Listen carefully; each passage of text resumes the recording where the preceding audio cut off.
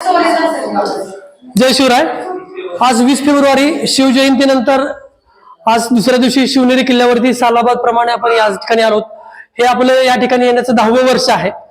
गेली सलग 10 वर्ष झालं या ठिकाणी 19 फेब्रुवारी शिवजयंती झाल्यानंतर आपण या स्थळाला शिवनेरी या किल्ल्याला या पवित्र भूमीला आपण भेट देतो आणि किल्ला स्वच्छता मोहीम आपण या ठिकाणी राबवतो। त्याकरता स्वराज्य संग्रामच्या वतीने सहभागी सर्व सहकाऱ्यांचा मी पहिल्यांदा आभार मानतो। शिवजयंती निमित्त आज महाराष्ट्रभर देशभर विविध कार्यक्रम विविध व्याख्यानं सांस्कृतिक कार्यक्रम होत आहेत, पण गेले 2 वर्ष झालं आपण ह्या सगळ्याला फाटा देऊन एक मोठी चळवळ महाराष्ट्रभर राबवतोय। त्याचं नाव आहे आपलं स्वराज्य आपले उद्योजक। या निमित्तानं मी पुन्हा एकदा आपल्या स्वराज्यातील सगळ्या महाराष्ट्रातील सगळ्या जिल्ह्यातील सगळ्या तालुक्यातील सगळ्या गावातल्या सगळ्या लोकांना विनंती करतो की तुम्हाला जिथं जिथं शक्य आहे तिथं आपल्या 18 पगड जाती धर्मातील सर्व लोकांचे जी आपली लोक आहेत त्यांच्याकडे स्थानिक बाजारपेठेमध्ये खरेदी करा आणि आपल्या उद्योजकांना पुढे घेऊन जायचं मोठं काम आपल्याला करायचं आहे।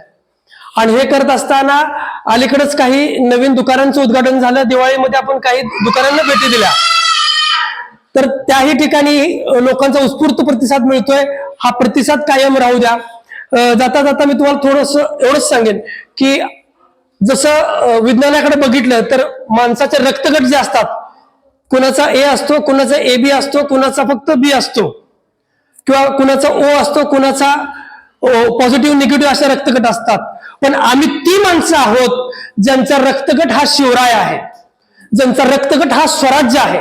आणि स्वराज्यातल्या तमाम सर्व माझ्या सहकाऱ्यांना या ठिकाणी पुनश्च एकदा विनंती करतो की आपलं स्वराज्य आपले उद्योजक ही जी चळवळ आहे ती महाराष्ट्राच्या कानाकोपऱ्यात गेली पाहिजे आहे।